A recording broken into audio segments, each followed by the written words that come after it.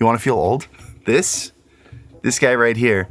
This is, wait, there, come on. There we go. 6 years old. This was released in 2017.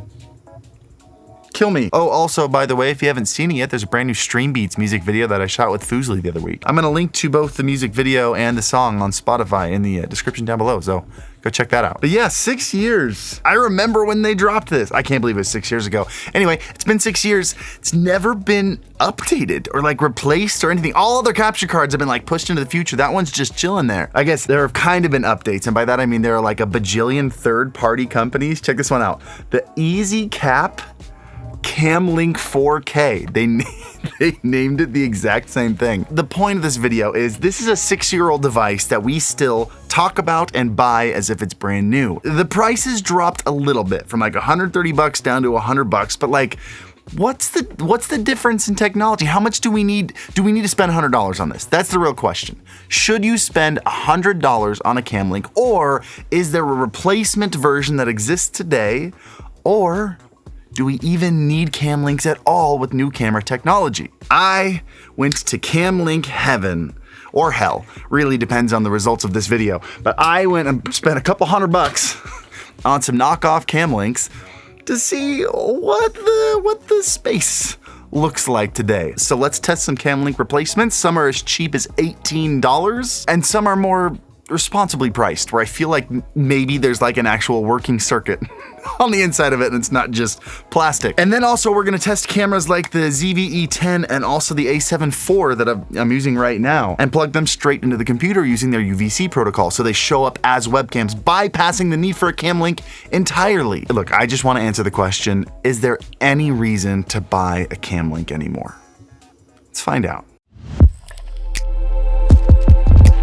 Hey, I don't know if you've heard of Sizzle.gg, but they want to edit all of your live streams into highlights and compilations for you for free. And they also want to give you $25 in cash. So more on that at the end of this sponsor segment. Sizzle.gg is the sponsor of this video, and they are a great and free way to turn your live streams into highlights and VODs for other social media platforms, all with zero editing skills and zero editing software needed. You just sign up with a free account, you link it to your Twitch or your YouTube channel, and then Sizzle watches and analyzes your stream and uses audio and video cues to find some of the best moments of your streams for those highlights. They use a very sophisticated technology called the future, but it's so good that you can even filter by kills, headshots, knockdowns, sniper kills, and victories. All you have to do is tell it which live stream you want it to edit for you, tell them what game you were playing, and then it just does the rest. And then with one click, you can share those highlights to social media platforms. Enjoy all the free content, helping you reach large new audiences and bring them over to your live streams. This is really one of those no-brainer softwares that's like a work smarter, not harder kind of thing that everyone should be aware of. And as for the $25, Sizzle.gg is gonna PayPal two of you that go and sign up for a free account. I mean, it's free money, so go sign up. Links in the description down below. Start getting some free highlights and maybe get 25 bucks for skins or battle passes or really whatever you want.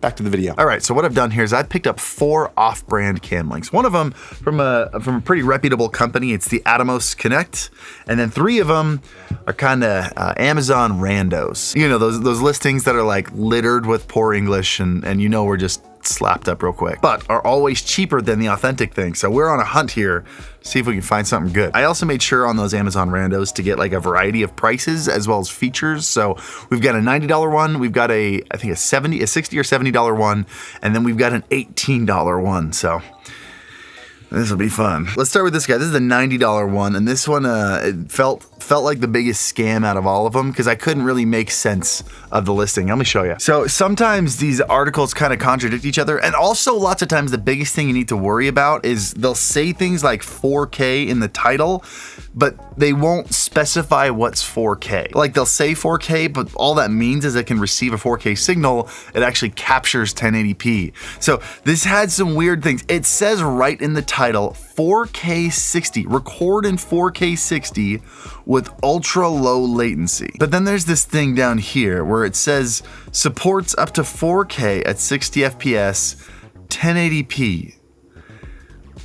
I don't know what that means. It feels like they think 4K and 1080p are the same thing. Also, I love the Walmart brand Ninja right here. It actually looks a lot like them. These have got to be stock images though. I'd love to see when these are taken. But it even says right here, record at 4K HDR. So I was expecting a 4K signal in OBS. So the main thing I want to do in this video is show you footage of these capture cards side by side with the Camlink. So you can see the difference between the premium, the Camlink, which is our control here, and the new one, the cheaper one, to see if there's a difference between them. But the first thing I want to show you is the difference between the actual footage coming out of the camera recorded on the A7 IV here versus the Camlink, so you can actually see that difference there. The only thing I really noticed between the two, and you will see a little bit of a slight increase in quality on the actual camera footage, just because it's recording at like a 7 times higher bit rate internally, is that there's a little bit of saturation added to it. Now this is a thing of like cinematic cameras, is they do leave a lot of the saturation out of it that allows you to actually capture more color data and turn up the saturation if you want. But for the most part, the Camlink footage looks fantastic. I don't notice a huge change in hue or color shift at all. It's pretty accurate. And so now if we compare the Camlink footage to these other third-party ones, if we put it side by side with this $90 capture card,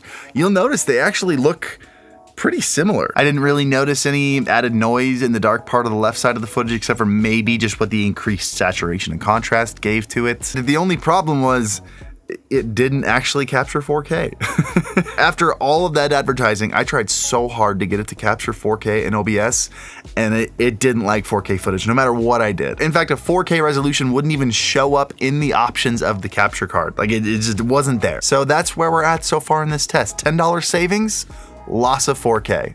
Not a great trade-off right now. However, it does come with a multi-interface tip. I don't know what you'd call that. You got USB Type A and USB Type C, and I guess pass-through if you really need it. So if you're just trying to capture a console at 1080-60, maybe like a Switch or something, I'm trying to give it points where it doesn't really deserve it. Guys, if your capture card doesn't capture 4K, don't put 4K. Let's move on to the next one. This is the funniest, like this is much of a ripoff of the Camlink as you can get. This is called the EZCap. Ready for it? Camlink 4K. Look at these two. Here's the actual Elgato Camlink 4K. Here's the EZCap Camlink 4K. They were really going for like the whole if it's not broke, don't fix it kind of thing. It's even got an LED light like in the same spot. I love this stuff. It's so funny. How much was this one? This was $70. So this is a $30 savings here. But here's the deal with the ripoff.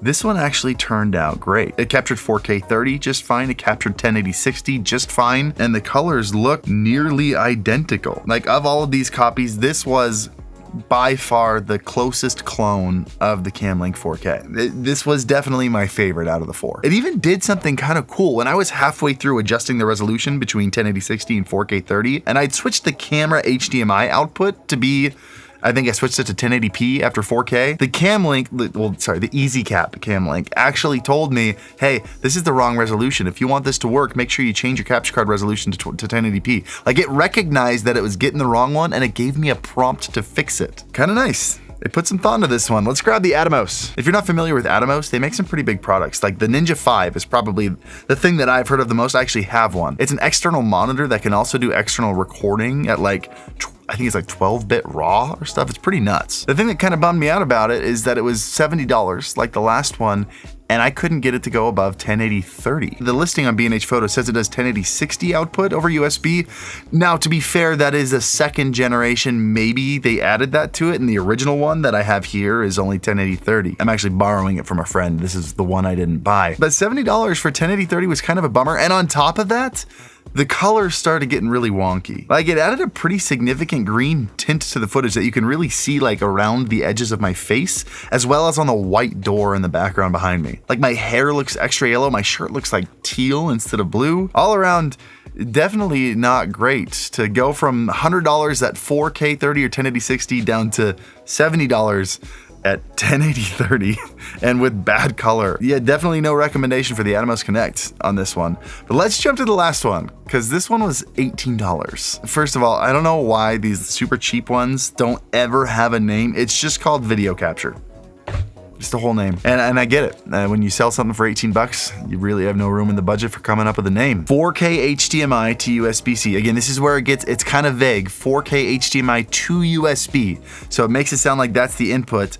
And then it says 1080p for live streaming. So it does the title thing where it starts with 4K right at the beginning because that's the buzzword, and then it like sneaks in 1080p later. And you can see down here it says 1080p quality capture card. Although I'm trying to remember if this one said a frame rate in here at all or if it just said 1080p. So you can input up to 4K 60 and it'll capture up to 1080 30. Up to 12-bit color input also. Okay, input, which reminds me, one of these said, where was it? Well, this is one of my favorite things. On the box of this guy, it says video input format 24, 30, or 36-bit color depth. I remember getting that box and being super pumped. I don't think there is 36-bit color depth. I don't even know what that could mean. Like, I feel like maybe they were trying to reference frame rates and accidentally said bit color depth because like 24 and 30, but I'm not familiar with 36 frames per second. I have no idea what that's supposed to be. That's probably my favorite typo so far. But the thing is, this tiny little guy gave me pretty much the exact same experience as the Atomos did. For what's a quarter of the cost? 35. Yeah, a quarter.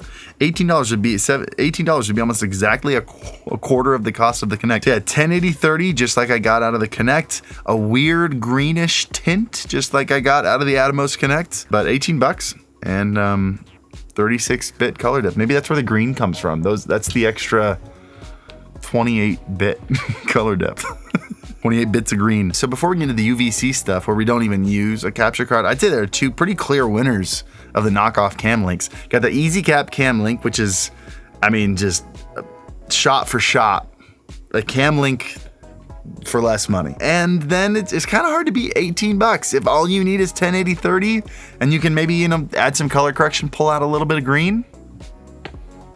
Sure. But like, if I'm gonna make this video, I gotta say, I feel like you're really rolling the dice with that. I feel like half of them probably come out of the box just not working at all. I don't know. Maybe make it like a secondary capture card for like your GoPro in the corner or something. I don't know. There is one more advantage worth pointing out about the Camlink 4K from Elgato, is that you can use it inside Camera Hub, which will give you a handful of extra features. So it is worth pointing out, not only do you get the reputation and the support of a company like Elgato, you also get the software features and interface of Camera Hub. But what excites me most, and I feel is going to be the true killer of the Camlink, is these cameras that are coming out with UVC protocol. Now, if you're not familiar with UVC protocol, it's really cool. You plug your camera directly into a computer just over USB out of the USB jack on the side of the camera, and suddenly the computer sees the camera as a webcam. So this is actually the same protocol that the Camlink uses to pop up in OBS without having to download any drivers. And so far, I'm aware of 4 Sony cameras that have it built in, as well as I think just one that Canon has. Maybe some of their newer, like the R50 or whatever, might have it built in as well. And then Sony's been adding it in their cameras since the ZV-1. Another reason I like it so much is because not only does it send the signal from the camera to the computer, but it also charges the camera at the same time. So you don't need a dummy battery anymore. You don't need multiple cables going into your camera. It's just a single camera that charges your camera and sends the signal. Huge feature, but every camera does it slightly differently. For example, the A7 IV that I'm working with here can send either 1080 30, 1080 60, or 4K 15. I have no idea why they added that in. And then you have the ZV-E10, and this one being a little bit more of their budget-friendly camera. This one only captures 720p. I did a TikTok on using this as a webcam, and people freaked out saying like, $800 for a 720p webcam? Get me out of there. I wish more people understood that resolution is the least important spec of a video image, which is why I then posted a follow-up TikTok of that camera at 720p next to a 4K webcam, just to prove how unimportant the resolution spec is. And then of course I got accused of not focusing the 4K one. But the internet's the internet. What can you do? So let's take a look at the A7 IV compared to the Camlink. Now, every camera's a little bit different, but for some reason, when I would go over UVC, over the USB connection, I would lose a handful of features. One of them being picture profile. Now on Sony's, when I'm going into a capture card, I was using picture profile 11, which is their Cinetone. When you go over USB, it turns your picture profile off, so the colors are gonna be wildly different. You can see in the side-by-side, it's heavily oversaturated. I look like I spent all my time in the sun when, in fact, I spent 0 time in the sun. Do we like tan hairs? Hit the like button if we like tan hairs.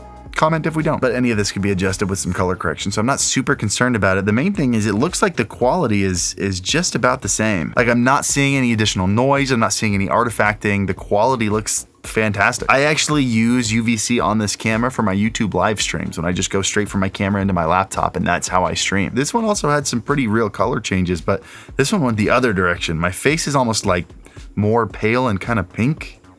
Like, I look like I could be from Finland. Do we like pale hairs? The important question I want to ask you to answer in the comment section is, if I didn't tell you this was 720p, would you notice it was 720p? Especially compared to the 1080p footage next to it. Because much more important than resolution is things like color quality, dynamic range, or most importantly, the ability to slap on a professional lens. The reason this is looking so good is because I threw on a $1,600 G Master wide-angle lens, which, by the way, is totally overkill. The Sigma 16mm 1.4 is phenomenal. This is a full-frame lens, which is why it's so expensive. Don't do that.